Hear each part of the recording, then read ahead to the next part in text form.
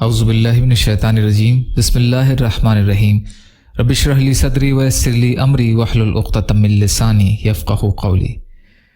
27 جمادی الاولیٰ اسلامی تاریخ۔ غزوہ خندق میں محاصرے کی شدت۔ ابو سفیان کی قیادت میں 10,000 کا متحدہ لشکر مدینہ پہنچا۔ شہر کی حفاظت کے لیے کھودی ہوئی خندق کو دیکھ کر مشرکین حیران رہ گئے۔ رسول اللہ صلی اللہ علیہ وسلم نے 3,000 صحابہ کو ان کے مقابلے کے لیے روانہ کیا۔ دونوں لشکروں کے درمیان خندق حائل تھی۔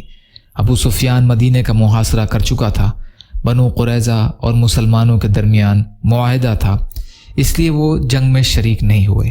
بنو نذیر کے سردار ہوئی بن اخطب نے بڑی جدوجہد اور کوشش کے بعد بنو قریظہ کے سردار کعب بن اسد کو لالچ دے کر مسلمانوں سے بدعہدی کرنے پر آمادہ کر کے اپنے ساتھ شامل کر لیا۔ اس بدعہدی سے مسلمانوں کو بڑا صدمہ ہوا۔ دوسری طرف منافقین مسلمانوں سے ہیلا سازی اور بہانہ سازی کر کے میدان چھوڑ کر جا رہے تھے۔ اس طرح مسلمان اندرونی اور بیرونی حملے کے بیچ آ گئے۔ محاصرے کی شدت اور سختی کے باعث آپ صلی اللہ علیہ وسلم نے بنو غطفان کو مدینے کی 1/3 پیداوار دے کر ابو سفیان کے لشکر سے الگ ہو جانے پر صلح کا ارادہ فرمایا، مگر حضرت سعد بن معاذ اور سعد بن عبادہ رضی اللہ تعالی عنہ جیسے بہادر صحابہ نے عرض کیا کہ یا رسول اللہ، ہم تلواروں کے علاوہ ان کو اپنا مال ہرگز نہیں دیں گے، وہ جو کرنا چاہیں کر لیں، ہم مقابلے کے لیے تیار ہیں۔ اللہ کی قدرت آنکھ میں 7 پردے۔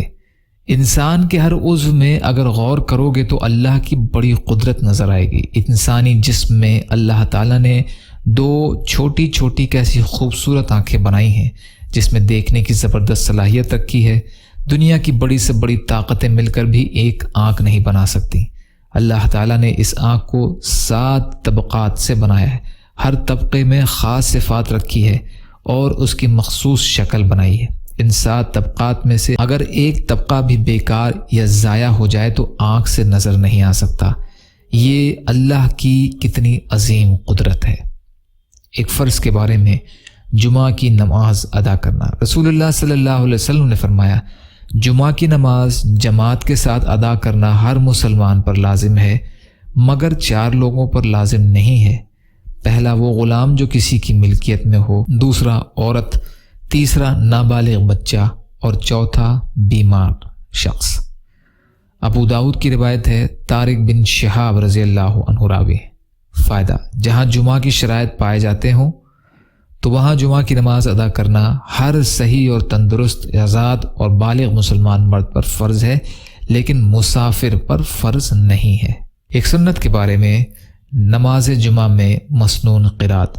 رسول اللہ صلی اللہ علیہ وسلم جمعہ کی نماز میں سبح اسم ربک الاعلی اور هل اتاک حدیث الغاشیہ یہ پڑھا کرتے تھے۔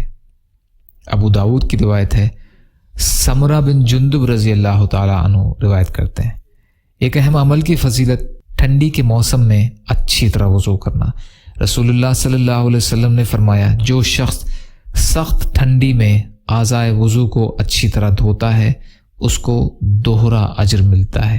طبرانی اوسط کی حدیث ہے، علی بن ابی طالب رضی اللہ عنہ راوی ہیں۔ ایک گناہ کے بارے میں تصویر بنانے والا۔ رسول اللہ صلی اللہ علیہ وسلم نے فرمایا، تصویر بنانے والوں کو قیامت کے دن عذاب دیا جائے گا۔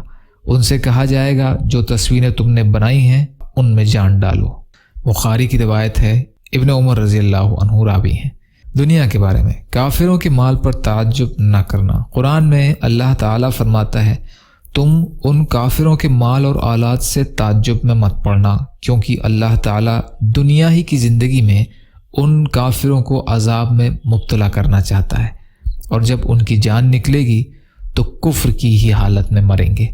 سورہ توبہ کی آیت کا ترجمہ ہے۔ خلاصہ: کافروں کو جو مال اور اولاد دی جاتی ہے ان کی زیادتی سے کسی کو تعجب نہیں ہونا چاہیے، کیونکہ انہیں اللہ تعالیٰ ان چیزوں کے ذریعے ان کی نافرمانی اور بغاوت کی وجہ سے عذاب دینا چاہتے ہیں۔ آخرت کے بارے میں داہنے ہاتھ میں اعمال نامے والے۔ قرآن میں اللہ تعالیٰ فرماتا ہے، اے انسان تو اپنے رب کے پاس جانے تک عمل کرنے کی پوری کوشش کر رہا ہے اور تجھے اس عمل کا بدلہ ملنے والا ہے، تو جس کا نامہ اعمال داہنے ہاتھ میں دیا جائے گا اس سے آسان حساب لیا جائے گا، وہ اپنے گھر والوں کے پاس خوش ہو کر لوٹے گا۔ سورہ انشقاق کی آیتوں کا ترجمہ ہے۔ طب نبوی سے علاج، مہندی سے علاج۔